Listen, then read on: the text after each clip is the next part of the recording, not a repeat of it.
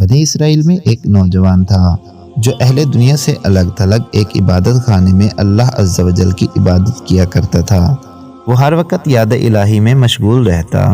کچھ بد باطن لوگ اس نوجوان سے حسد کرنے لگے اور انہوں نے یہ فیصلہ کیا کہ کسی طرح اس نوجوان کو ذلیل کرنا چاہیے۔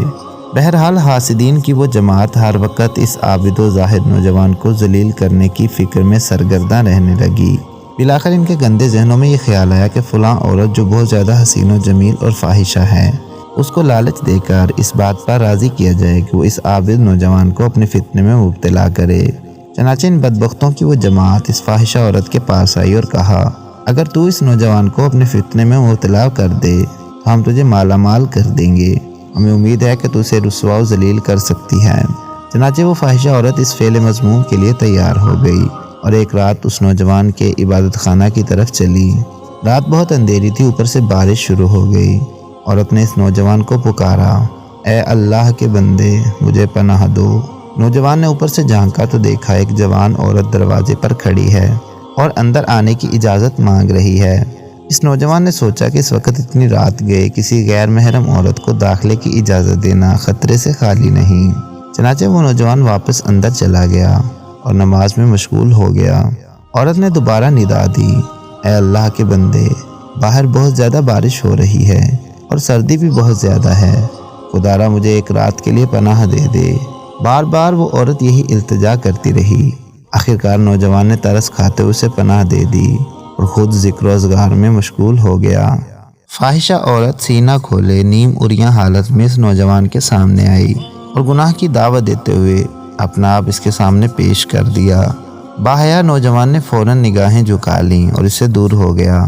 وہ دوبارہ اس کے پاس آئی اور گناہ کی دعوت دینے لگی۔ نوجوان نے کہا، اللہ عز و جل کی قسم میں ہرگز یہ گناہ نہیں کروں گا جب تک میں آزما نہ لوں کہ اگر میرا نفس یہ گناہ کرے تو کیا وہ اس گناہ کے بدلے جہنم کی آگ برداشت کر لے گا۔ پھر وہ نوجوان جلتے ہوئے چراغ کی طرف بڑھا اور اپنی انگلی اس پر رکھ دی یہاں تک کہ انگلی جل گئی۔ پھر وہ عبادت میں مشغول ہو گیا۔ فاحشہ عورت نے قریب آ کر پھر اسے گناہ کی دعوت دی تو نوجوان نے اپنی دوسری انگلی جلا ڈالی اور اسی طرح وہ فاحشہ عورت بار بار اسے گناہ کی دعوت دیتی رہی اور نوجوان اپنی انگلیاں جلاتا رہا۔ بالآخر اس پاک دامن متقی اور پرہیزگار نوجوان نے اپنی ساری انگلیاں جلا ڈالیں، لیکن غیر محرم عورت کی طرف نظر اٹھا کر بھی نہ دیکھا اور اپنی عزت کی حفاظت کرتا رہا۔ جب اس فاحشہ عورت نے یہ صورتحال دیکھی کہ اس نوجوان نے ایک گناہ سے بچنے کے لیے اپنی ساری انگلیاں جلا ڈالی ہیں تو اس نے زوردار چیخ ماری اور تڑپ کر مر گئی۔ 100,000 آفرین اس نوجوان پر جو اللہ کے خوف سے ایسے وقت میں گناہ سے باز رہا جب ارتکاب گناہ سے اسے کوئی چیز مانے نہ تھی۔ پیارے دوستو، اس اخلاقی کہانی سے ہمیں سبق یہ ملتا ہے کہ جنہیں اللہ کا خوف ہوتا ہے وہ ہر حال میں چاہے خلوت ہو یا جلوت اللہ سے ڈرتے ہیں اور گناہوں کی طرف راغب نہیں ہوتے۔ اس نوجوان نے اپنی انگلیاں تو جلا ڈالیں لیکن ایک نظر بھی اس فاحشہ پر ڈالنا گوارا نہ کی۔ حقیقت یہ ہے کہ جس کے ساتھ اللہ کی مدد ہو اسے کوئی ذلیل و رسوا نہیں کر سکتا۔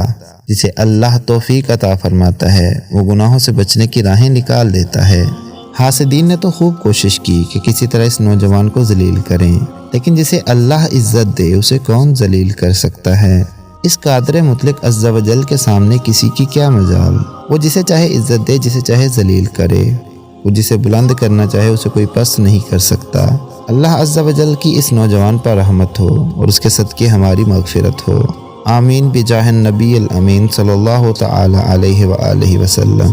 میرے دوستو، اگر یہ مورل سٹوری آپ کو اچھی لگی ہے تو اس ویڈیو کے نیچے آپ کو ایک لائک کا بٹن نظر آ رہا ہوگا، اسے پریس کر دیں اور مزید اس طرح کی کہانیاں روزانہ سننے کے لیے لال رنگ کے سبسکرائب بٹن کو پریس کر کے کالا کر دیں اور ساتھ موجود بیل کے نشان کو دبا کر آل پر کلک کر دیں تاکہ اس طرح کی تمام نئی ویڈیوز آپ سب سے پہلے دیکھ سکیں۔